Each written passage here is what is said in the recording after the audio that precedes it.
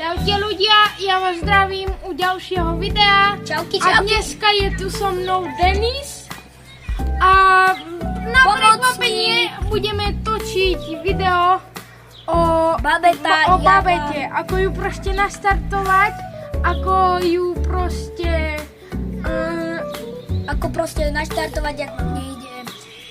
Je to presne babeta Java 210.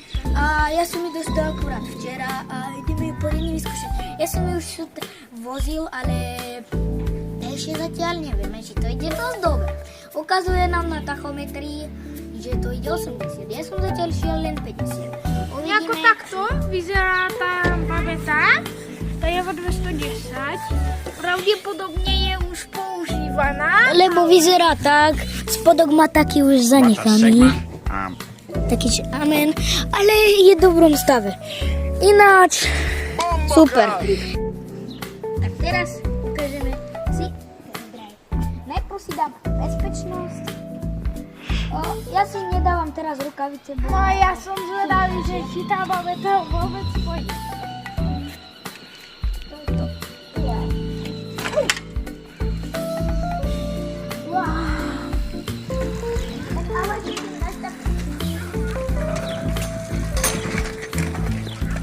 Prvýkrát mi to nevšišlo.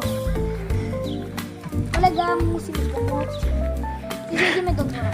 OK. Dávaj do dvora.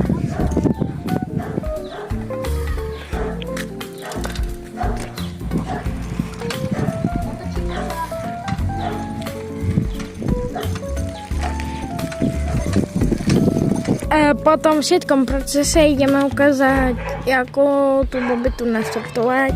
Samozrejme sa dá nastartovať aj samostatne, ale Denis si pomôže tým, že ho vlastne asistent vytlačí. Teraz vám ukážem súčiastky, ktoré sú potrebné na to, aby ste naštartovali motor. Keď máme túto súčiastku takto, tak ju treba dať úplne, že donútra. Je to súčiastka... Ako z štartovania proste. Bez toho sa nemôžete obísť. Ako sa volá? Neviem, napríklad nie. To proste neviem a je mi to.